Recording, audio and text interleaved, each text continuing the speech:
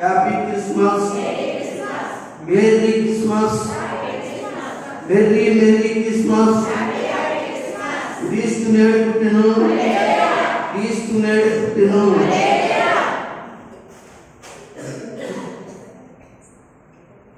దేవుని యొక్క సన్నిధిలో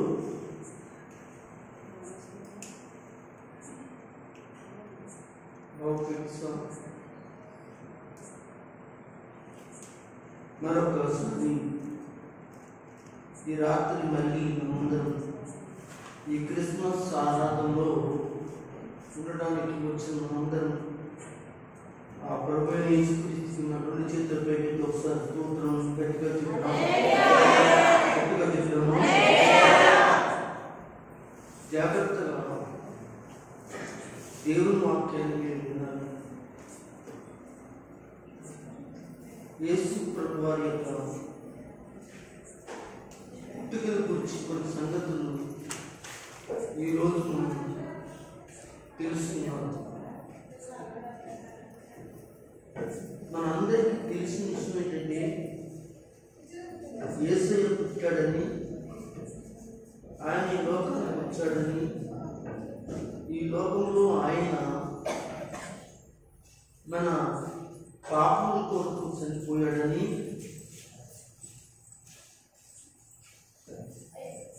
ప్రతి సేవకుడు, ప్రతి సంఘంలో, ప్రతి దైవజనుడు మాట్లాడటం అనేది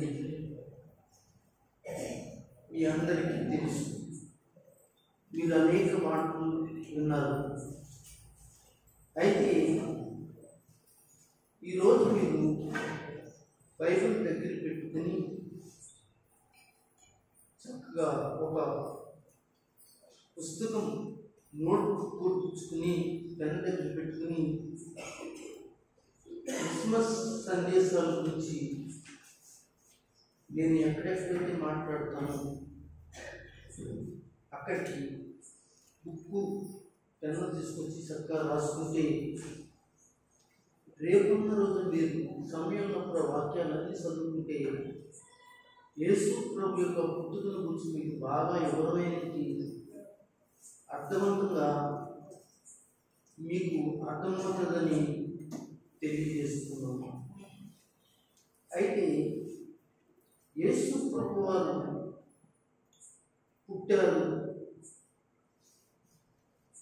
పుట్టారని మనకు ఎలా తెలుసు? అది కావాలి అర్థమవుతుంది. యేసు ప్రభు వారు పుట్టారు, అందరూ చెప్పుకుంటున్నారు, మనం కూడా చెప్పుకుంటున్నాం. అయితే ఆయన పుట్టారని మనకలా తెలుసు. మనకలా తెలుసు అని అంటే మీరు నాకు జవాబు చేయరు అనుకున్నాను. ఏమంటారు?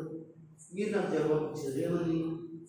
బైబిల్లో రాయబడి ఉంది కదండి అని జవాబు ఇచ్చారు. మంచిది, మంచి జవాబు ఇచ్చారండి అని మీరు ఈ విషయంలో సంతోషించారు. బైబిల్లో ఆయన పుట్టాడని రాయబడి ఉంది అనడానికి రుజువులు ఏమిటి అనేది కూడా ప్రశ్నించి చాలామంది ఉండక మానరు. ఆధారాలు కావాలి. ఏం కావాలి? పుట్టాడని కదా, ఆధారాలు కావాలి. అయితే బైబిల్ గ్రంథంలో యేసు ప్రభు పుట్టాడని, ఆయన పుడతాడని, ఆయన జన్మిస్తాడని ఎంతో మంది దైవ సేవకులు వాళ్ళే ప్రవక్తలు అంటారు. వాళ్ళే ప్రవచనాలు చెప్పేవాళ్ళు అంటారు. దేవుని గూఢమైన సంగతులు, రహస్యాలు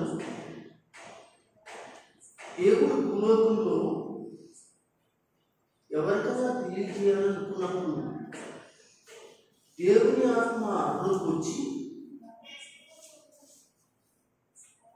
ఆ సంగతులను గురించి వారితో మాట్లాడి బయలుపరిచి తెలియచెప్తారు. అలాగే ఈ లోకంలోనికి రాబోతున్నది లోకరక్షకుడు గురించి క్రీస్తుకు పూర్వమే ప్రవక్తలు అనబడిన వారు ప్రవచనాలు చెప్పారు. ప్రవచనాలు అంటే దేవుని నోట నుంచి వచ్చినటి మాటల్ని ప్రవచనం అంటారు.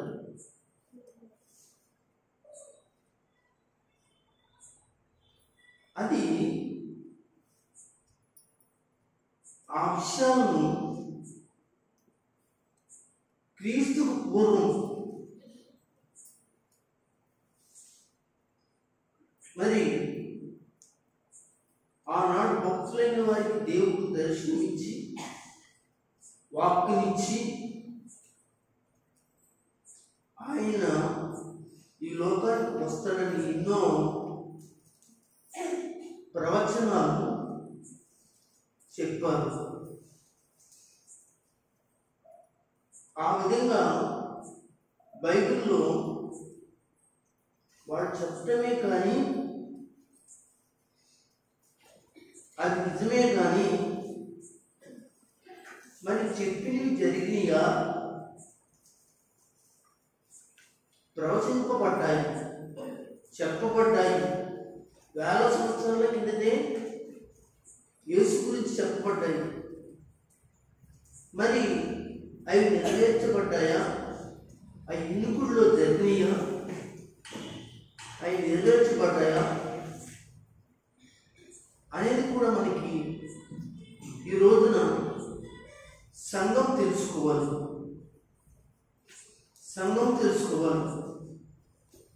ఈ రోజున నువ్వు చదువుకున్నావా, నువ్వు చదువుకోలేదా, అది కాదు కావాల్సింది. యేసుక్రీస్తు వారి యొక్క పుట్టుకని గురించి, ఆయన జన్మను గురించి, అలాగే ఆయన యొక్క మరణం గురించి, ఆయన పునరుద్ధానం గురించి సంఘం అనబడిన క్రైస్తవులు బైబిల్ గ్రంథంలో విషయాలను తెలుసుకుంటే యేసు ప్రభు ఎవరు అనేది సంపూర్ణంగా మనకు అర్థమవుతుంది. మనం దేవునిలో బలమైన పునాది దేవుడు మనకిచ్చి ఆయన రాకడ కొరకు సిద్ధపరుస్తాడు. అయితే ఈ రోజు మనం కొన్ని విషయాలు నేర్చుకుందాం. అన్ని విషయాలు ఒకే రోజు నేర్చుకుంటాం కష్టం, కానీ కొన్ని విషయాలు నేర్చుకుందాం. బైబిల్లో కొన్ని ప్రవచనాలు ఉన్నాయి. యేసు ప్రభువారు పొందారు. అవి ఎక్కడెక్కడ రాయబడి నువ్వు పాత నిబంధనలో అది చెప్పేసిన తర్వాత కొన్ని 100 సంవత్సరాల తర్వాత మరి జరిగిందా లేదా నాకు రుజువు కావాలి కనుక నెరవేర్పులు కూడా చూద్దాం. ప్రవచనం చెప్పబడింది, నెరవేర్చబడినట్లుగా కూడా చూడాలి. అప్పుడే ఆయన ఈ లోకానికి వచ్చిన వాడని మనం నమ్మగలుగుతాము, ఎవరితోనైనా చెప్పగలుగుతాము, మనం ఆరాధించగలుగుతాం, పూజించగలుగుతాం. గనుక కొన్ని సంగతులు మీ ముందు నేను ఉంచుతారని నేను అనుకుంటున్నాను. రాసుకునేవాళ్ళు క్రీస్తు అనగా పుట్టుకలోని ప్రవచనాలు లేక అలాగే నెరవేరు ప్రవచనాలు చెప్పారు, చెప్పినవి జరిగేవి.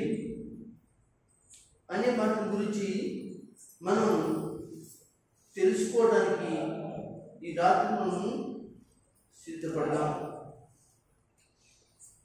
క్రీస్తు నడుపుతును, క్రీస్తు నడుపుతును. Happy Christmas, happy Christmas. అందరూ కూడా బైబిల్ తెరిచి చాలా జాగ్రత్తగా చూడాలి. ఆదికాండంలోనికి వెళ్దాం. 49వ అధ్యాయం చూద్దాం.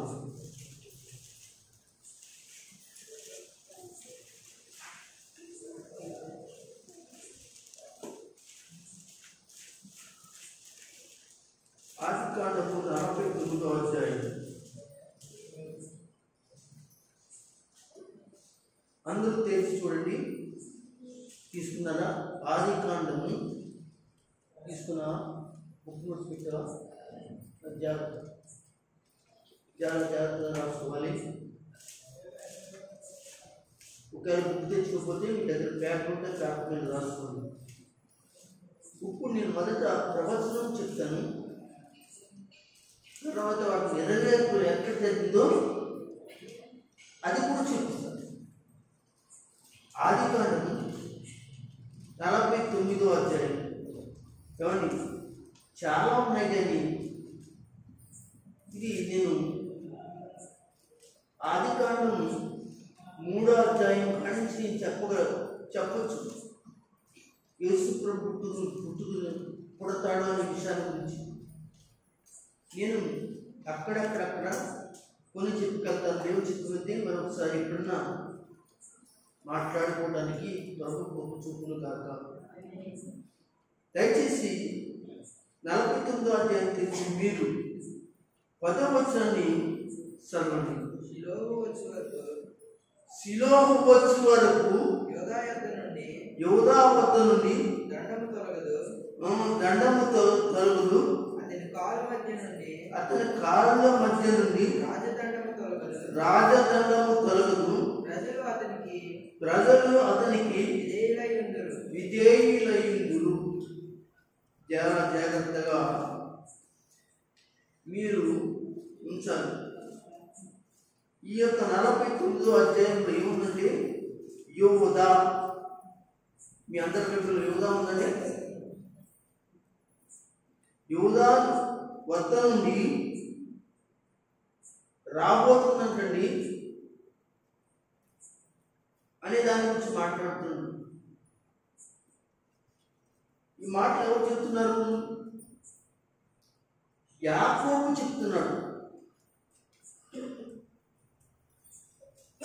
తన కొడుకులైనటువంటి 12 మందిని ఆశీర్వదిస్తూ దీవిస్తూ వారి యొక్క జీవితాల్లో వాళ్ళ యొక్క గర్భాలు వాళ్ళకి పుట్టపోయే పరిస్థితుల్లో జరగబోతున్నటువంటి ఆశ్చర్య కార్యాలను దేవుడు బయలుపరిచి ప్రవచనంగా చెప్పినప్పుడు రాయబడినది అధ్యాయం. ఈ యొక్క 49వ అధ్యాయం. ఈ 49వ అధ్యాయం 10వ వచనంలో క్రీస్తు పుట్టుకలోని యొక్క నెరవేర్పు కదండి, ప్రవచనం కనపడుతుంది. యోదా నుండి దండము తొలగదు. దండము అంటే 2 చేతులతో జోడించి దండం పెడతాం కాదు. దండం అంటే రాజుల దగ్గర చేతిలో ఉండేటువంటి ఒక కర్ర లాంటిది దండం. ఇక్కడ యోదా నుండి రాజదండము తొలగదు అంటే యోదాలో నుంచి ఎవరు రాబోతున్నారు అంటే ఒక రాజు రాబోతున్నాడు. అతని కాళ్ళ మధ్య నుండి రాజదండము తొలగదు. ఇక్కడ పూర్తిగా ఇక్కడ మంచిగా బాగా ఇచ్చాడు. అక్కడ దండము అన్నాడు, ఇక్కడ రాజదండము, రాజు చేతిలో ఉండే రాజదండము. అంటే యూదా యొక్క గర్భం నుండి యూదా యూదా యొద్ద నుండి, యూదాలో నుండి, యూదా యొక్క కుటుంబంలో నుండి, యూదా యొక్క వంశంలో నుండి, యూదా యొక్క గోత్రంలో నుండి ఒక ఆయన రాబోతున్నాడు అని ఆదికాండంలో చెప్పాడు. ఇది ఎక్కడ నెరవేర్చబడింది? చాలా చోట్ల ఉంది, కానీ ఒక్క చోట మనం చదువుకున్నాం. లూకాసు వార్త 3వ అధ్యాయంలో రండి.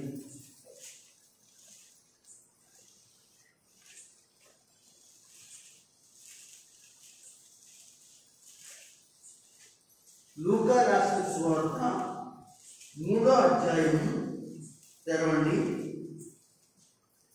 3వ అధ్యాయం తెరిచి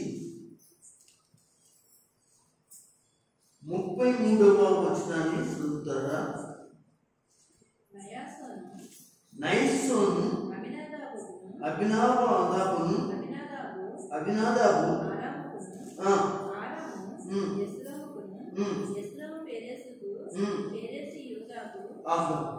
మీకు ఏదైనా అర్థమైందా?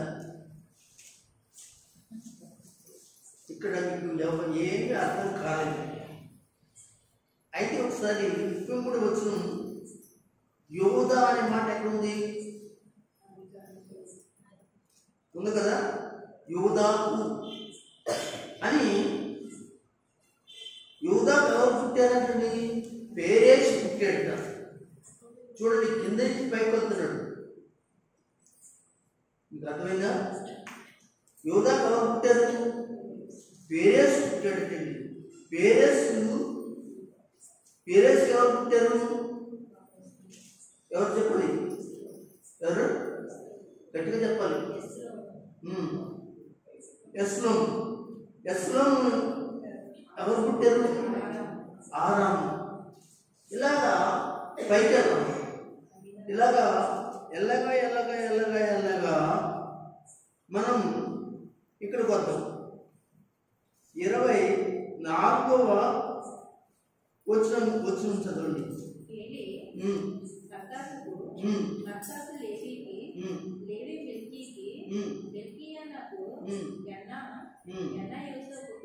చాలు కదండి, అర్థమవుతుంది మీకు. ఇక్కడ 24 అది యేసోబు ఉంది కదా, యేసోబు కుమారుడు ఎంచబడిను అని ఉంది.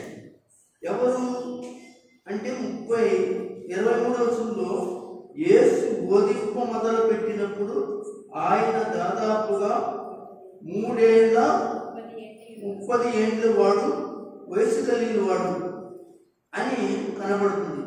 ఎవరు పుట్టాడట?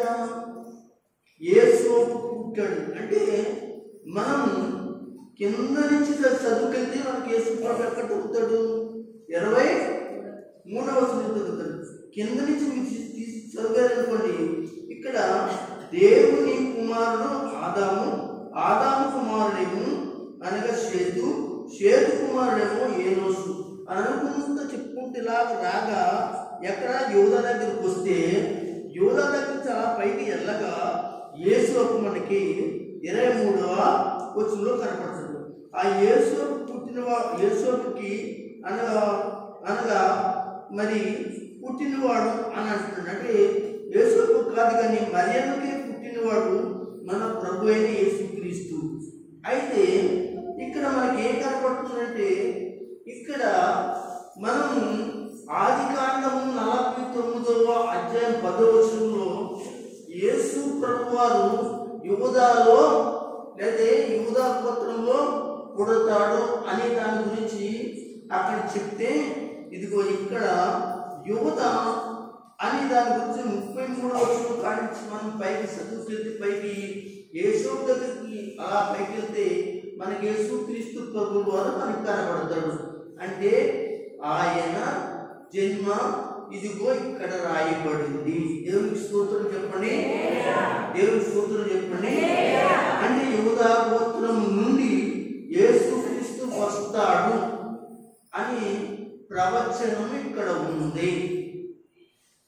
అంటే మనం చెప్పాలి కదా, యేసుప్రభు పుట్టాడు, జన్మించాడు, లోక సువార్త చూపించి మత సువార్త చూపిస్తే ఎలా పుడుతుంది, ఎలా పుట్టాడు, ఏ గోత్రంలో పుట్టాడు, ఎప్పుడు పుట్టాడు, ఎవరి నుంచి వచ్చాడు, ఈ వివరాలన్నీ కూడా అడిగే వాళ్ళు కూడా ఉంటారు కనుక మనం కాంతో కొంత తెలుసుకునేవారుగా ఉండాలని మీకు నేను తెలియజేస్తున్నాను. యూదా గోత్రం నుండి యేసుక్రీస్తు వస్తాడని ఈ ప్రవచనం నెరవేర్పులు కనబడుతున్నాయి. ఇది మొదటి మాట. రెండవ మాట మనం చదువుకుందాం. యెషయా గ్రంథము 7వ అధ్యాయం.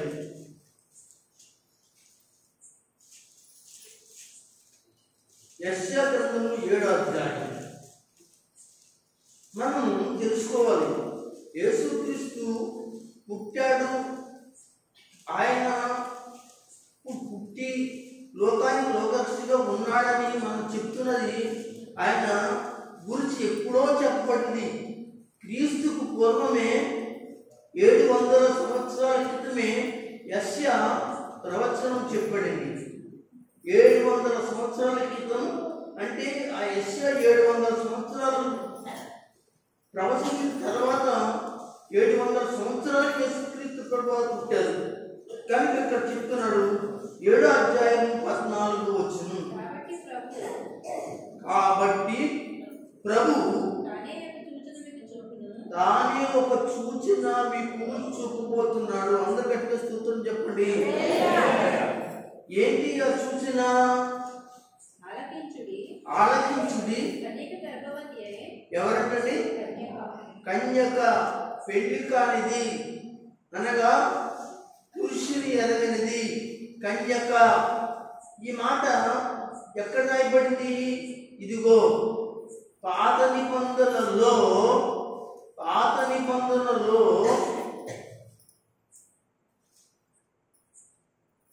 యెషయా గ్రంథంలో 7వ అధ్యాయం 14వ వచనంలో రాయబడింది. అయితే ఇది ఎక్కడ నెరవేరబడింది? యేసులోనే నెరవేరబడింది. అది ఎక్కడ రాయించి ఉంచాడు దేవుడు అనే విషయాన్ని మనం చదువుకుంటే లూకా సువార్తలోకి వెళ్ళిపోవాలి. ఒకసారి చూద్దాం. ఇది రెండవ మాట. కన్యక గర్భవతి కుమారుని కానును అనే ప్రవచనం ఇది రెండవదిగా మనకి కనపడుతుంది. లూకా సువార్త 1వ అధ్యాయం. లూకా సువార్త 1వ అధ్యాయం 35వ వచనం చదవండి. దూత పరిశుద్ధాత్మ నీ మీదకి వచ్చినప్పుడు సర్వోన్నతి శక్తి నిన్ను కమ్ముకును గాక. చూడండి, పుట్టబోవు శిశువు పరిశుద్ధుడై దేవుని కుమారుడు అనబడు. దేవునికి మహిమ కలుగును గాక. ఎవరితో మాట్లాడుతున్నాడు? కన్యక అయినకి మరియతో దూత మాట్లాడుతున్నాడు. యెషయా గ్రంథంలో 7వ అధ్యాయం 14వ వచనంలో యేసు ప్రభు పుట్టక ముందే ఆయన పుడతాడు, ఇంకా పుట్టలేదు, ఇంకా గర్భంలో పడలేదు. యెషయాకు దేవుడు బయలుపరిచి కన్యక గర్భవతి అవుతుంది అని చెప్పాడు. అది జరిగిన తర్వాత, ఆ మాట నెరవేరిన తర్వాత 700 సంవత్సరాల తర్వాత జరిగిన విషయం ఏంటంటే, ఇదిగో కన్యక మరియ అయినబడింది, ఆమెతో దూత మాట్లాడటం జరిగింది. మాట్లాడి దూత ఏమంటుందంటే, నీవు అనగా గర్భవతి అవుతావు, నీవు కనబోతున్న శిశువు పరిశుద్ధుడు, ఆయన దేవుని కుమారుడు కనుక నీవు పురుషుని యొక్క ప్రమేయం ఏమీ లేకుండా పరిశుద్ధాత్మ నీ మీద కమ్ముకుంటుంది. అప్పుడు ఈ లోకానికి లోకరక్షకుడు నీ గర్భాన పుడతాడు. దేవునికి స్తోత్రం చెప్పండి. అర్థమైంది? ఇది రెండవ మాట,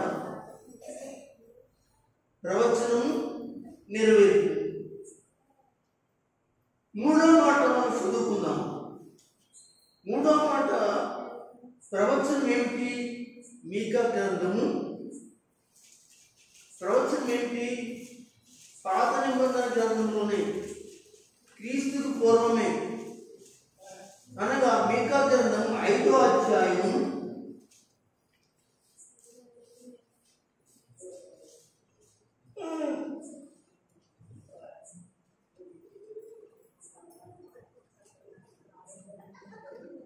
11 యోషియా గ్రంథం చూడండి. పాత గ్రంథం యోషియా గ్రంథం 11వ అధ్యాయం. యోషియా ప్రవచించాడు 11వ అధ్యాయం 1వ వచనం చదవండి. ఇశ్రాయేలు బాలుడై ఉండగా నేను అతని ఎడల ప్రేమ కలిగి నా కుమారుని ఐగుప్తు దేశములో నుండి పిలిచి తినని ప్రవచనం. మూడోది ఏంటండి? పాత నిబంధన గ్రంథంలో క్రీస్తుకు పూర్వము, బైబిల్ గ్రంథంలో క్రీస్తు పుట్టక ముందు ఐగుప్తు దేశము నుండి దేవుడు తన కుమారుని పిలుస్తున్నాను అనే ప్రవచనం ఇక్కడ యోషియా ద్వారా మాట్లాడటం జరిగింది. ఏమండి, ఇన్ని ఆధారాలు యేసు ప్రభు పుట్టుకలు గురించి ఉంటే చాలా మంది విమర్శించడం, రకరకాల గొడవలు పెట్టడం, యేసు ప్రభు మీద రకరకాల మాట్లాడటం జరుగుతుంది. ఏమండి, ఒక రోజున వాళ్ళు కూడా తెలుసుకుని ప్రభువుని ఎమ్మడించిన రోజు ఒక రోజు ప్రవహిస్తాడు. మీరందరూ వాళ్ళందరి కొరకు ప్రార్థన చేయండి. అంతే తప్ప గొడవలకి, కొట్లాట్లకి, మరి వాదాలకి వెళ్ళకుండా చూసుకోండి జాగ్రత్త. అయితే ఎవరిని పిలుస్తున్నాడంటే ఇశ్రాయేలుని పిలుస్తున్నాను అన్నాడు.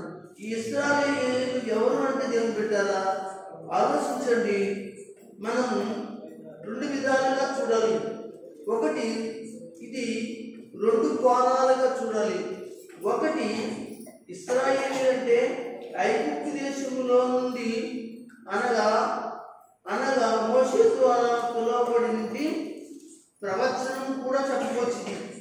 రెండవ ప్రవచనం ఏంటంటే మోషే ద్వారా పిలువబడిన వారే కాకుండా యేసు ప్రభు వారు ఐగుప్తు దేశం నుండి తిరిగి మరి వచ్చినట్లుగా, ఆయన ఐగుప్తు దేశము వెళ్ళిపోయినట్లు, ఐగుప్తు దేశంలో చిన్నప్పుడే ఐగుప్తు దేశంలో ఉన్నప్పుడు తిరిగి వచ్చినట్లుగా, అతను బాగా ఉన్నప్పుడే యేసయ్య వచ్చినట్లుగా పిలిచినట్లుగా నెరవేర్పు మనకి కనబడుతుంది. ప్రవచనం మనం చూసుకున్నాము, అలాగే నెరవేర్పు కూడా చూసుకుందాం. మత్తయి రాసిన సువార్త 2వ అధ్యాయం నెరవేర్పు చూద్దాం. 2వ అధ్యాయం 4 నుంచి 6 వచనాలు జాగ్రత్తగా అర్థం తీసుకోవాలమ్మా. 2వ అధ్యాయం 4 నుంచి 6 వచనాలు చదవండి. కాబట్టి రాజు ప్రధాన యాజకులను ప్రజల్లో ముందు శాస్త్రులందరినీ సమకూర్చి క్రీస్తు ఎక్కడ పుట్టిన, యేసు ఎక్కడ పుట్టినని వారిని అడిగారు. అందుకు వారు యూదయ బెత్లెహేములోనే, ఏలయనగా యూదా యొక్క బెత్లెహేమా,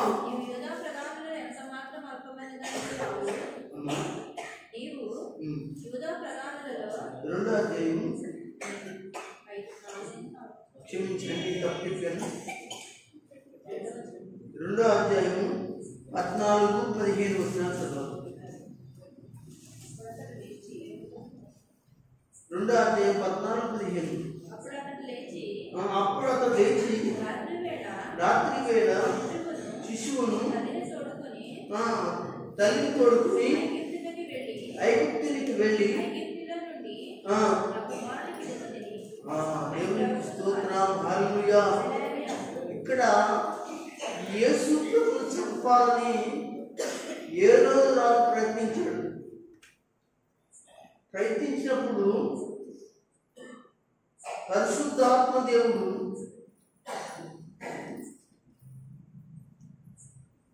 ఇక్కడ ఒక కార్యం చేస్తున్నాడు. తన దూతని పంపించి యేసోబుకి కలలో కనిపించి, యేసోబు యూదా రాజైన హేరోదు మరి బాలుడైన యేసుని చంపబోతున్నాడు, నువ్వు ఐగుప్తు దేశానికి వెళ్ళిపో అని చెప్పాడు. వెళ్ళిపోమని చెప్పిన తర్వాత కింద మీరు చదువుకోండి, మరలా తిరిగి వస్తారు. అంటే ఏ రోజు చచ్చిపోయాక తన కొడుకు పరిపాలన చేస్తాడు. అతని కొడుకు ఎవరంటే అర్కలియా అనేటువంటి వాడు పరిపాలన చేస్తాడు. అప్పుడు దేవుడు మళ్ళీ ఏం చేస్తాడంటే యేసోబుతో మాట్లాడతాడు. ఐగుప్తు దేశంలో మాట్లాడాడు, ఇలా చెప్తాడు, శిశువుని చంపబోవాడు ఇంకా లేడు కనుక మీరు రావచ్చు అని చెప్తాడు. ఆ మాట నుంచి ఇక్కడ యోషియా గ్రంథము 11వ అధ్యాయం 1వ వచనంలో నేను ఎవరిని పిలిచాను, ఐగుప్తు నుంచి ఇశ్రాయేలీయులను మళ్ళీ ఒకసారి చదువుతాం అన్నమాట.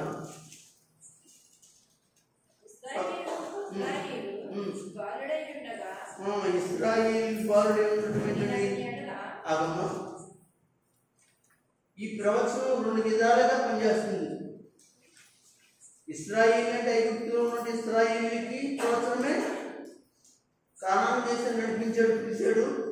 రెండోది యేసు ప్రభు వారి గురించి కూడా ప్రవచనం, ఎందుకంటే బాలుడు అన్నట్ట. ఈ విధంగా మూడవ ప్రవచనం ఏంటంటే ఐగుప్తు నుండి దేవుడు పిలిచిన ప్రవచనం మనకి కనపడుతుంది. అందరూ స్తోత్రం చెప్పండి. కనుక యేసు ప్రభు వారు పుట్టికల గురించి చాలా రహస్యంగా దేవుడు ఉంచాడని అనుకుంటున్నారు, కానీ రహస్యంగా కాదండి. ఆయన ముందుగానే తన ప్రవక్తల ద్వారా అనేకమైన దైవభక్తుల ద్వారా బయలుపరిచి ఆయన పుట్టబోతున్నది విధానం, పుట్టబోతున్నది విధి లోకానికి తెలియజేసి తర్వాత ఆయన నెరవేర్చడానికి కూడా, చూపించడానికి కూడా ఆయన పాత నిబంధనలో నెరవేర్పు, కొత్త నిబంధనలో అనగా పాత నిబంధనలో అనగా ప్రవచనం, కొత్త నిబంధనలో నెరవేర్పు మనం చూడగలుగుతున్నాం. మరొక మాట ఏంటంటే 4వ మాట మనం చదువుకుందాం ఈ సమయంలో. మీకా గ్రంథము 5వ అధ్యాయం. యేసు ప్రభు బెత్లెహేములోని అనగా జన్మిస్తాడు అని ప్రవచనం ఆ మీకా ప్రవచించాడు. 5వ అధ్యాయం 2వ వచనం. బెత్లెహేము ఎఫ్రాతా యూదా వారి కుటుంబంలో నువ్వు స్వల్పమైన గ్రామమే కానీ నీలోంచి వచ్చేవాడు ఏం చేస్తాడు, ఇశ్రాయేలుని ఏలబోతాడు, రాజు అవుతాడు. దేవునికి స్తోత్రం. హల్లెలూయా. యూదా బెత్లెహేము అండి. యేసు ప్రభు వారు పుట్టక ముందండి ఆ ఊర్లో అంటండి ఎంతమంది జనం ఉండేవారంటే, ఎక్కడ బెత్లెహేములో 400 మంది 500 మంది ఉండేవారంటండి. ఇప్పుడు ఎలాంటి బెత్లెహేము అది పెద్ద పట్టణం అయిపోయింది, కొన్ని 50 మంది అయిపోయారు. అంటే అది చాలా స్వల్పమైనది. అంటే ఇక్కడ స్వల్పం అంటే చుట్టుపక్కల ఉన్నటువంటి ఊర్లన్నీ కూడా కొంచెం పేరు కలిగింది. ఇప్పుడు సర్కిల్ ఉంది, ఆరేడు ఉంది, ఇలాగా గొల్లల దెబ్బ ఇలా ఉన్నాయి. ఇవన్నీ కూడా రోడ్ల మీద ఉన్నాయి కాబట్టి కొంచెం పేరు కలిగిగా ఉంటాయి. కొత్తపల్లి ఎక్కడ ఉంది, లోపల ఉంది. ఎవరికైనా అర్థం తెలుస్తుందా, ఏమైనా అర్థం అవుతుంది కదా. అంటే చాలా స్వల్పమైంది, దాన్ని పెద్ద పట్టించుకునేవాడు ఎవడేమీ లేదు కనుక. అలాగే బెత్లెహేము కూడా ఎక్కడో లోన ఉన్నది, ఎక్కడో చిన్న పల్లెటూరు లాంటిది. 400-500 మంది కంటే ఎక్కువ జనం ఉండేవారు కాదు. అలాంటి దాంట్లోకి ఎవరు వస్తారట? ఆ ఊళ్ళోకి ఎవరు వస్తారట? ఎవరు వస్తారు చెప్పండి? ఇశ్రాయేలుని ఏలబోయి కూడా వస్తారట. దేవుని ఇచ్చుకోతారో చెప్పండి. ఇది నిజం కాదంటారా? అవునండి. ఒక చిన్న ఊరు నుంచి ఒక వ్యక్తి పుట్టి గొప్ప ప్రయోజకుడు అయ్యాడనుకోండి, ఏమండి, అతను దేశంలో అనగా ఒక ప్రయోజకుడు అయ్యేది. అతను గురించి మనం చెప్పుకో, చిన్న పల్లెటూరులోంచి వచ్చాడు, ఇప్పుడు పెద్ద ముఖ్యమంత్రి అయ్యాడు, పెద్ద కలెక్టర్ అయ్యాడు, పెద్ద పలనుడు అయ్యాడు మనం చెప్పుకోమా. అలాగే యేసు ప్రభు వారి గురించి ఇక్కడ ఆ ఊరు చాలా స్వల్పమైనది, ఎన్నిక లేనిది, పెద్ద అడ్రస్ లేనిది. అలాంటి దానిలో ఈ రోజున ప్రపంచమంతా చూడడానికి వెళుతుంటూ గుర్తింపు కలిగినటువంటి ఒక పట్టణంగా అది పేరొందింది. గల కారణం ఏంటంటే అందులోంచి ఎవరు వచ్చారు? యేసు ప్రభుల వారు వచ్చారు. ఆ యొక్క ప్రవచనము నెరవేర్చబడినట్లు మత్తయి సువార్తలో మనకి చెప్పబడినట్లుగా చూస్తాం. ఇందాక చదివిన వాక్యం 2వ అధ్యాయం 4-6. మత్తయి సువార్త 2వ అధ్యాయము 4వ వచనం నుంచి 6వ వచనం. కాబట్టి రాజు ప్రధాన యాజకులను ప్రజల్లోని శాస్త్రులందరినీ సమకూర్చి క్రీస్తు ఎక్కడ పుట్టినని వారిని అడిగాను. వారి యూదయ బెత్లెహేములోనే, ఏలయనగా యూదా దేశపు బెత్లెహేమా, ఈ యూదా ప్రధానులో ఎంత మాత్రం అల్పమైనదాలు కావు. ఇశ్రాయేలు నా ప్రజలను పరిపాలించే అధిపతి నీలో నుండి వచ్చిన అని ప్రవక్త ద్వారా రాయబడినది. ప్రవక్త ద్వారా చెప్పబడింది. ఆ ప్రవక్త ఎవరంటే? మీకా ప్రవక్త. ఇప్పుడు రాజుకు ఒక వార్త వచ్చిందండి. రాజుకు వార్త వచ్చింది. ఏంటి ఆ వార్త అంటే? రాజు పుట్టాడు అని రాజుకు రాజు వార్త వచ్చింది. ఒక్కసారిగా ఉలిక్కిపడ్డాడు.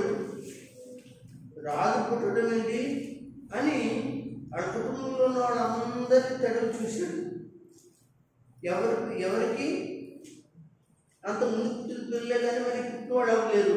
ఇక రాజెవరు ఏంటి అని తెలుసుకుంటే లేఖనం ప్రకారంగా రాజు పుడతాడని మేము చుక్కలు చూసి లేక నక్షత్రాలు చూసి వచ్చాము జ్ఞానం చెప్తే ఇది నిజమా అబద్ధమా అని చెప్పి ఆ దేశంలో నుండి పండితులందరినీ కూడా మరి ప్రవక్తల గ్రంథాలని ఆనాడు ప్రవచించిన గ్రంథాలన్నీ పట్టుకొచ్చి తిరిగేస్తే మీకా గ్రంథంలో రాయబడిందంట, ఇదిగో యూదా బెత్లెహేమా,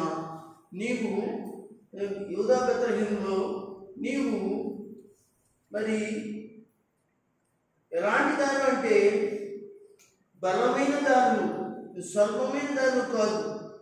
నీలో ఏలబోయేవాడు ఈ లోకంలోనికి రక్షకుడుగా వస్తాడు అన్నట్లుగా మరి చెప్పబడుతుంది అని వాడు చెప్పగానే ఆ రాజు ఉలిక్కిపడ్డాడు. దేవునికి మహిమ కలుగును గాక. Happy Christmas, merry Christmas. గమనించండి, అర్థమైందా? ప్రవచనం మనం చూస్తున్నాం, అవి నెరవేరినట్టుగా చూస్తున్నాం. ఐదవది మనం చూసాం, ప్రభు లేకపోతే యేసు ప్రభు బెత్లెహేములో జన్మిస్తాడు అనేది ప్రవచనం మనము చూసాము. ఆ నెరవేర్పు కూడా చూసాము. దేవునికి మహిమ కలుగును గాక. కనుక దేవుని బిడ్డలారా, దేవుని వాక్యం తెలియజేస్తున్నది. మరొకసారి దైవ గ్రంథం నుంచి మరొక విషయాన్ని మనం చదువుకున్నాం. కీర్తన గ్రంథము 8వ కీర్తన.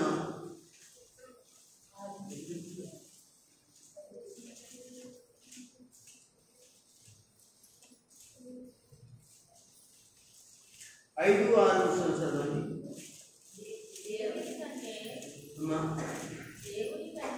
దేవుని కంటే ఒక్క మాట మిస్ అయినా నాకు అర్థం అవుతుంది. దేవుని కంటే వాని కొంచెం తక్కువగా చేసి ఉన్నావు. మహిమ ప్రభావములతో ఆయనకి మహిమ ప్రభావంతో కిరీటం ధరింపజేసి ఉన్నావు. నీ చేతి పనుల మీద అతనికి అధికారం ఇచ్చి ఉన్నావు. ఈ కీర్తన 8వ కీర్తనలో యేసు ప్రభువు యొక్క పుట్టికను గురించి రాయబడుతున్న సంగతి అర్థమైందా లేదు? ఇక్కడ చాలా జాగ్రత్తగా మీరు గమనించాలి ఈ మాట. ఇది యేసు ప్రభువు వారి యొక్క పుట్టికను గురించి అనే విషయం మనం ఎలా అర్థం చేసుకోవాలి అంటే, ఒక్కసారి నేను కూడా చూసి మీకు నేను చెప్తాను. 8వ అధ్యాయంలో ఇక్కడ ఏముంది? 4వ వచనం నుండి 6వ వచనం వరకు కూడా మనం చదువుకున్నాం. నీవు మనుషుని జ్ఞాపకం చేసుకుంటా వాటి వాడు అవని అని మనం 5వ వచనం 6వ వచనం చదివాం. నీవు మనుషులను జ్ఞాపకము చేసుకుంటే వాడు ఏపాటి వాడు. దేవుని స్తోత్రం. మనందరిని జ్ఞాపకం చేసుకుంటా మనందరం ఏపాటి వాళ్ళం. ఇది అర్థమైందా? తిరిగేసి బార్డర్స్ మీకు అర్థమైందా? ఇక్కడ పరిశుద్ధాత్మ అంటున్నాడు, యేసుక్రీస్తు ప్రభు అయిన వాడు మనుషుని జ్ఞాపకం చేసుకోవడానికి ఆడేం పెద్ద గుడిగా, పెద్ద గొప్పడా, ఆడి పాపాత్ముడు, అలాంటి వాడిని జ్ఞాపకం చేసుకున్నాడు అని చెప్తున్నాడు ఇక్కడ. అంటే ఎవరి గురించి చెప్తున్నాడు ఇక్కడ? యేసు ప్రభు గురించి చెప్తున్నాడు ఈ మాట. లోతుగా వెళ్ళాలి, మీరు జగత్తు లోతుగా వెళ్ళాలి. గమనిద్దాం. 5వ వచనంలో దేవుని కంటే కొంచెం తక్కువగా చేసి ఉన్నావు అంటే, దేవుడి కంటే కొంచెం తక్కువ చేసి ఉన్నావు అంటే దేవుడు కాదని మీరు అనుకుంటున్నారా? లేదు, పొరపడకండి. ఇదే వాదాలు జరుగుతున్నాయి ఈ మధ్యన, ఇదే వాదాలు జరుగుతున్నాయి. తండ్రి కంటే కుమారుడే గొప్పేం కాదు, కుమారుడే, తండ్రి దేవుడు అనే వాదన. దేవుని కంటే కొంచెం తక్కువవాడు అంటున్నాడు. ఏ విషయంలో తక్కువవాడు అనే దాని గురించి కూడా మనం మాట్లాడుకున్నాం.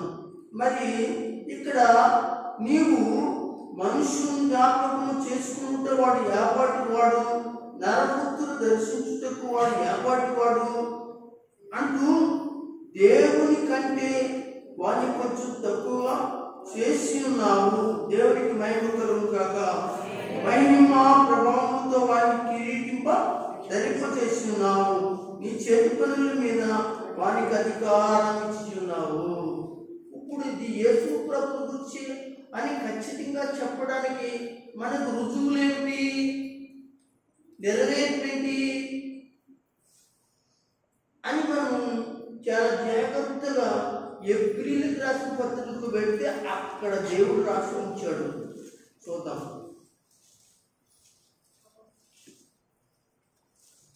జాగ్రత్తగా చూద్దాం. ఎందుకంటే మనము కొంతమంది కొన్ని మాటలు తీసుకుని ఇది యేసు ప్రభుని గురించి తక్కువగా చేస్తున్నారు, తక్కువగా మాట్లాడుతున్నారు. కాబట్టి ఇక్కడ ఎబ్రీలకు రాసిన పత్రిక 2వ అధ్యాయం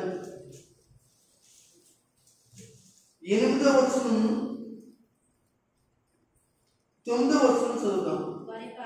వాని పాదముల కింద సమస్తము ఉంచి తిని ఆయన ఆగని. ఆయన ఎవరండి? ఆయన ఎవరండి? నెక్స్ట్ చూడండి. ఆయనకి ఎవరంటున్నాం? దేవుని కదా, యేసుక్రీస్తు కదా. మనకి ఇక్కడ చూడండి, ఇందాక అక్కడ చదివిన వాక్యాన్ని జాగ్రత్తగా ఆలోచించండి. ఆయన సమస్తమును వానికి లోపరిచినప్పుడు వానికి లోపరచకుండా దేన్ని విడిచిపెట్టలేదు. ప్రస్తుతమందు మనము సమస్తము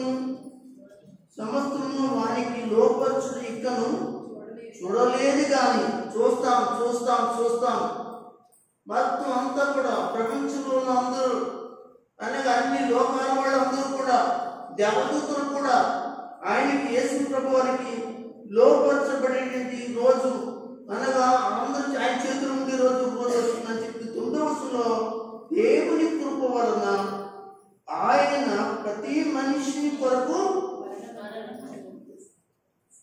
ఇదమ్మా మీరు ఎవరి గురించి రాసినట్ట 8వ కీర్తన ఎవరి గురించి మాట్లాడండి మనం అది ఇలా ఉంచండి 8వ కీర్తన ఒకసారి 5 వచ్చి 6 వస్తుంది.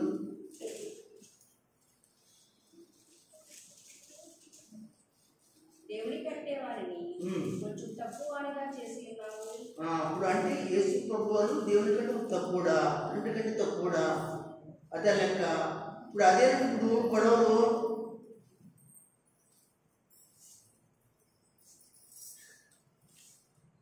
ఇందుకు తక్కువ తెలుసంటే ఇందుకు తక్కువగా చేసేట్లు అంటే దేవుడు ఇలా చూడండి. ఇంకా ఇప్పుడు సింహం వచ్చిందని కింద ఉందా నేను చూడండి. ఇప్పుడే వార్త వచ్చింది ఏంటది చెప్పండి. సింహం వచ్చిందని కింద ఉందండి. మీలో ఒకరితో మాట్లాడుతుందంట వెళ్ళి వెళ్తారా చెప్పండి. ఇంటికి వెళ్ళరు అమ్మా ఇంటికి వెళ్ళరు చంపేస్తున్నానా లేదు అది మాట్లాడే మాటలు మీకు అర్థం కాదు. అక్కడ పాయింట్ అర్థమైందా? కింద సింహం ఉంది వెళ్ళండి మీతో మాట్లాడుతుంది అన్నామంటే అది మేము చంపుతున్నాను కాదు. అక్కడ అది మాట్లాడుతుందా? అది మాట్లాడితే మీకు అర్థమవుతుందా? కనుక యేసు ప్రభు వారు భూలోకంలోనికి కిందకి వచ్చి మనం దర్శించినప్పుడు మన స్వభావం వల్లే దేవుడు ఇచ్చాడు తక్కువగా చేశాడు అని అన్నాడు తప్ప దేవుడికి అంటే తక్కువ కాదని కాదు. ఆయన దేవుడే. ఇది ఎలక కొట్టుకుంటున్నారండి యూట్యూబ్లో. మీకు అర్థమైందా? అదే మీరు చూసాము కన్ఫ్యూజ్ అయిపోయి ఏ తినాలండి ఏ తినాలండి ఏ వాకు తినాలండి మీరు కనుక చూడబోతున్నాం. దేవుని కంటే తక్కువగా చేశాడు కనుక యేసు ప్రభు వారికి ఇక్కడికి వచ్చి తన శిష్యులతో తిరిగాడు. ఈ లోకంలో అనేక మందితో మాట్లాడాడు. మన మాటే మనకు మళ్ళీ నడిచాడు. అంటే కొంచెం తక్కువగా చేసిండు. దేవుడుగా వచ్చి ఉంటే మనం మాట్లాడతామా? అందుకే అక్కడ అది రాశాడు. ఎవరి గురించి రాశాడు? యేసు ప్రభు గురించి రాశాడు. అది ఎక్కడ రాశాడు? ఏ రోజు రాశాడు.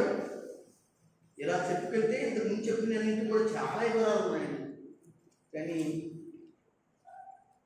చెప్పడానికి మనకి మీరు కూర్చోడానికి మీకు సమయం సరిపోదు, చెప్పడానికి నాకు సమయం సరిపోదు. దేవుని స్తోత్రం. అర్థమైందా మీకు? ఎందుకంటే యేసు ప్రభు పుట్టాడనే ప్రవచనం నెరవేర్పు కూడా మనం చూడాలి. ఇక్కడ నెరవేర్పు ఎక్కడ చూస్తున్నాం? మానవునికి సేవ చేయడానికి యేసు ప్రభు వారు వినయం కలిగి మరి వస్తారని అనే ప్రవచనం 8వ కీర్తనలో మనం చూస్తాం. అందరూ గట్టిగా స్తోత్రం చెప్పండి. ఇప్పుడు 8వ కీర్తన తీశారు కదా, 5వ వచనం చదవండి. దేవుని కంటే వారిని కొంచెం తక్కువగా చేసి ఉన్నావు. మహిమ ప్రభావములతో వారికి కిరీటము ధరింపచేసి ఉన్నావు. తర్వాత ఏం చేశాడు? ఆయన పునరుద్ధానం చేసి మహిమతో ఆయన లేపబడ్డాడనే విషయాన్ని జ్ఞాపకం చేస్తున్నాడు. అయితే మీరు 4వ వచనం కంటే 3వ వచనం కంటే చదవండి. మీ చేతి పని అయిన మీ ఆకాశములను నీవు కలిగ చేసిన చంద్ర నక్షత్రములను నేను చూడగా నీవు మనుషుని జ్ఞాపకం చేసుకో. అది వాడు ఏ పాటి వాడు? అవునండి. ఇప్పుడు ఈ కీర్తనకారుడు పరిశుద్ధాత్మ చేత నింపబడి మనుషుడు ఏపాటి వాడు నువ్వు జ్ఞాపకం చేసుకోవడానికి వాడు మధ్యలోకి వెళ్ళడానికి అంటే ఆయన తక్కువ మహిమలోనికి వచ్చి మన మధ్యకు వచ్చాడు. తక్కువ మహిమ అంటే మట్టి శరీరంతో వచ్చాడు, అలా వచ్చి మనం దర్శించాడు అనే మాట అక్కడ రాయబడింది. ఏప్రిల్ రాష్ట్ర చూడండి 2వ అధ్యాయంలో 5వ వచనం 6వ వచనం కంటే చదవండి. మనం మాట్లాడుచున్న ఆ రాబో లోకమును ఆయన దూతలకు లోపరచలేదు. అయితే ఒకడు ఒక చోట ఇలాగున దృఢముగా సాక్ష్యం ఇచ్చుచున్నాడు. ఆగండి అమ్మా, ఒక్కడు ఒక చోట నిలుస్తున్నాడట. ఎవడో అతడిని దావీదు. ఎక్కడ? 8వ కీర్తనలో. అర్థమైందా? సాక్ష్యం ఇస్తున్నాడు, యేసు ప్రభు గురించి ప్రశ్నిస్తున్నాడు. ఏమని? అయితే ఒకడు ఒక చోట ఇలాగ దృఢంగా సాక్ష్యం ఇస్తున్నాడు. చూడండి, నీవు మనుషులు జ్ఞాపకం చేసుకున్నట్టు వాడు ఏపాటి వాడు, నీవు నరపుతుని దర్శించుటకు వాడు ఏపాటి వాడు, నీవు దేవదూతల కంటే వాడిని కొంచెం తక్కువగాను చేసి. హల్లెలూయా.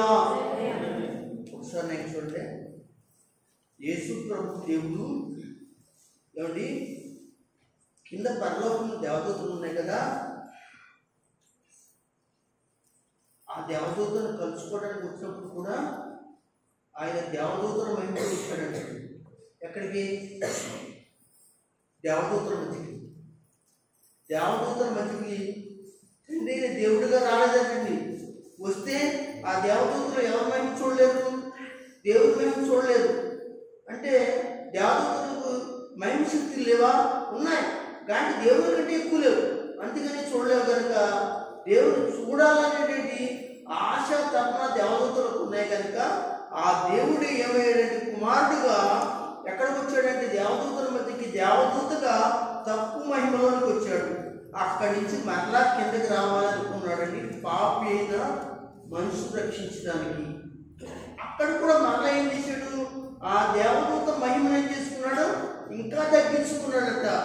ఇంకా తగ్గించుకుని ఏం చేశాడంటే మట్టి శరీరంతో మరియమ్మ గర్భాన ఆయన జన్మించడం జరిగింది. ఆమె చెప్పండి. అదే దాని కొరకు ఈ కీర్తన మీకు అర్థమైందా? రేపన్న రోజున దాన్ని కింద పెట్టి మీద పెట్టి ఎవరైనా చెప్పినా అర్థం లేకుండా మాట్లాడినా మీకు అర్థమయ్యేటట్లుగా మీకు చెప్పాను. మీకు ఎంతవరకు అర్థమైందో అనమాట. కనుక అక్కడేమో ప్రవచనం, ఇక్కడేమో నెరవేరు. ఇక్కడ మనం 6వది అనమాట. ఏంటి? ఇక్కడ మానవునికి సేవ చేయడానికి లేక యేసు వినయ విధేయతలు గలవాడుగా అనగా ఈ లోకానికి వస్తాడని ప్రవచింపబడిన మాట. అందరూ గట్టిగా స్తోత్రం చెప్పండి. హల్లెలూయా. నేను ఇంకొక 5 నిమిషాల్లో ముగించేస్తాను. గట్టిగా స్తోత్రం చెప్పండి. మనం ఏం చెప్పుకుందాం? యేసుక్రీస్తుని గురించినది ప్రవచనములు, వాటి యొక్క నెరవేర్పు. ఎప్పుడు ప్రవచించాడు? క్రీస్తుకు పూర్వం పాత నిబంధన ప్రవక్తలు ప్రవచించారు. వాటి నెరవేర్పేమో కొత్త నిబంధనలో మనము యేసుక్రీస్తు ప్రభువారు ఆయన నెరవేర్చినట్లుగా, ఆయన పుట్టినట్లుగా ఆయన దర్శనం మనకి కొత్త నిబంధనలో మనకి కనపడుతుంది. అయితే ఇంకొక మాట చదువుతాం. ఆదికాండం 12వ అధ్యాయం మరొక ప్రవచనం ఆదికాండం 12వ అధ్యాయం. తొందరగా తీసి నేను 12వ అధ్యాయం 7వ వచనం చదవండి. యెహోవా అబ్రహామునకు ప్రత్యక్షమయ్యి, యెహోవా ఆగండి, దేవుడు ప్రత్యక్షమై అబ్రహాముకు కనబడి ప్రత్యక్షమై ఏమన్నాడు? నీ సంతానమునకు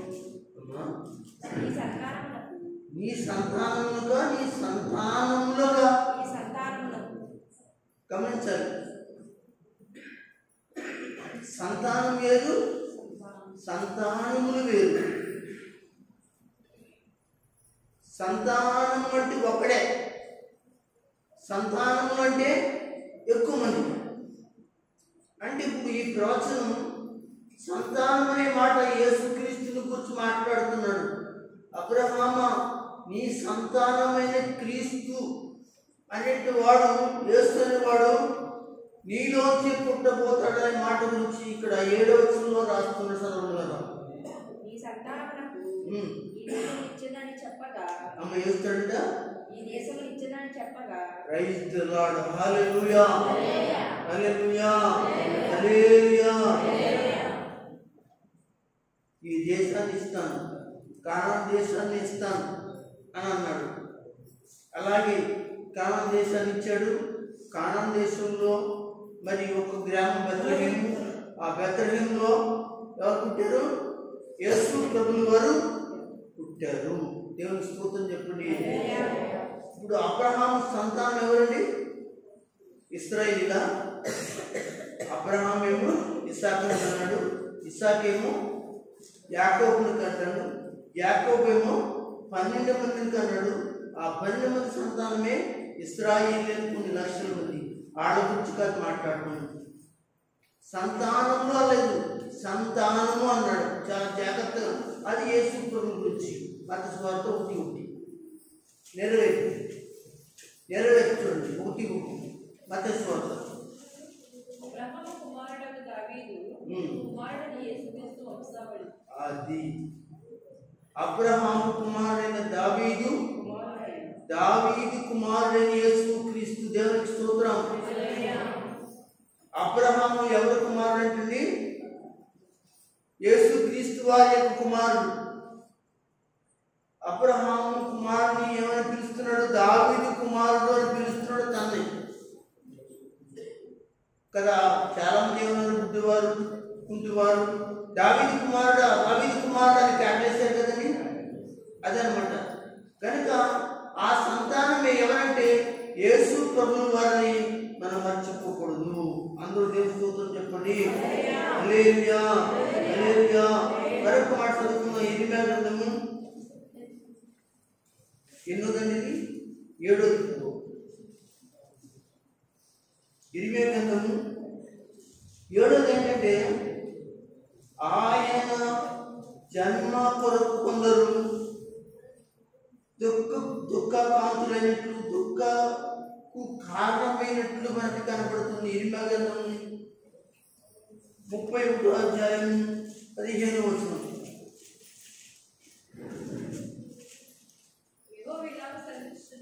యెహోవా ఇలాగ చెప్తున్నాడు, ఆలకించుడి, రామాలో అంగలార్పును మహారోదన వినపడుతుంది. చాలు, అందరూ గట్టిగా చెప్పండి. స్తోత్రం. రామాలో ఏం పడుతుందండి? అంగలార్పు వినపడుతుందంట. అంగలార్పు ఇప్పుడుండి, అంగలార్పు ఇప్పుడు వస్తుంది. ఎవరైనా చచ్చిపోతే మనిషితోనే అంగలార్పు. అంటే రామ ఎక్కడుంది? కానాన్ దేశంలో అదొక ప్రాంతం. సమూయేలు కూడా రామానండి, రామాని గ్రామీ. సమూయేలు కూడా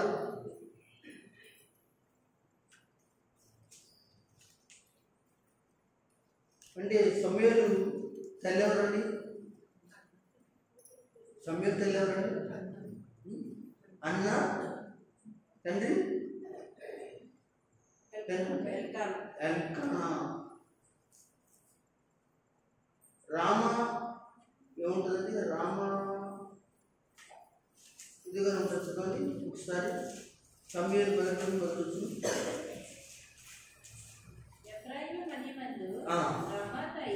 రామాతాయి అదే రామన్న రామాతాయి హింసో చదవండి.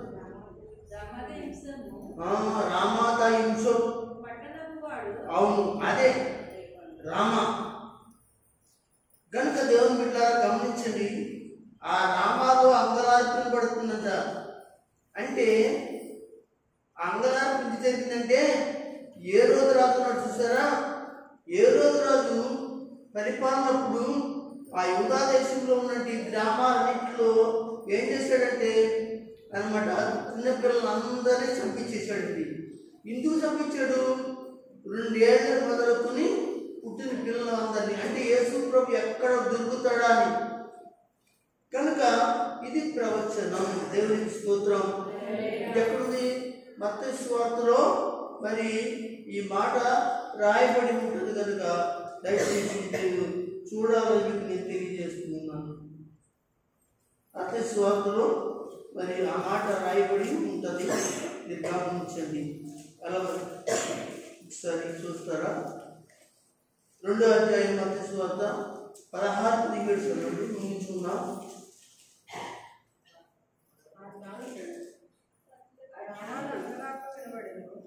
2వ అధ్యాయం మత్తయి సువార్త 16-17.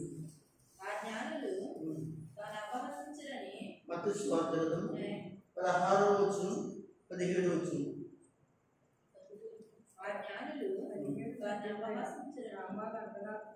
లేకపోతే 17 తెలుసుకున్నాను. అందువలన గ్రామాల అంగలార్పు వినబడెను, ఏడ్పును మహారోదన ధ్వని కలిగెను. దానియేలు తన పిల్లల విషయమై ఏడ్చుచు వారు లేనందున ఓదార్పు నొందగా ఉండెను అని ప్రవక్త ఇర్మియా ద్వారా చెప్పబడింది. ఈ ప్రవచనం ఇర్మియా గ్రంథంలో ఇర్మియా రామాలో ఏడుస్తున్న వారు ఎవరంటే కొత్త నిబంధనలో యేసు ప్రభు పుట్టినప్పుడు మొట్టమొదటిగా హతసాక్షులైన వారు పిల్లలు అన్నమాట అండి. దేవునికి స్తోత్రం. యేసు ప్రభు కొరకు మొట్టమొదటి హతసాక్షులు ఎవరండి? యేసు ప్రభు శిష్యుల కాదు, అనగా చిన్నపిల్లలు హతసాక్షులు అయిపోయారు. వాళ్ళ గురించే ముందుగానే ప్రవచనం. అంటే ఈ ప్రవచనాలన్నీ కూడా యేసు ప్రభువులో నెరవేర్చబడ్డాయి. ఈ ప్రవచనాలన్నీ కూడా యేసు ప్రభు గురించి ప్రవచించబడ్డాయి, ప్రవచింపబడింది. ఈ ప్రవచనాలన్నీ యేసు ప్రభులో నెరవేర్చబడ్డాయి కనుక యేసు ప్రభు అనగా ఈ లోకానికి ఆయన లోక రక్షకుని ఖచ్చితంగా బైబిల్ నిరూపిస్తుంది కనుక ఖచ్చితంగా మీరు బైబిల్ బాగా చదివి తెలియని వాళ్ళకి చెప్పి యేసుని నడిపించండి. ఆ రక్షకుడు ఆ వ్యక్తుల్ని ప్రభు ఏం చేస్తాడంటే రక్షించి పరలోక రాజ్యాన్ని నడిపిస్తాడు. దేవుడు ఈ మాటలు మనందరినీ ప్రభు దీవించును గాక. ఆమేన్.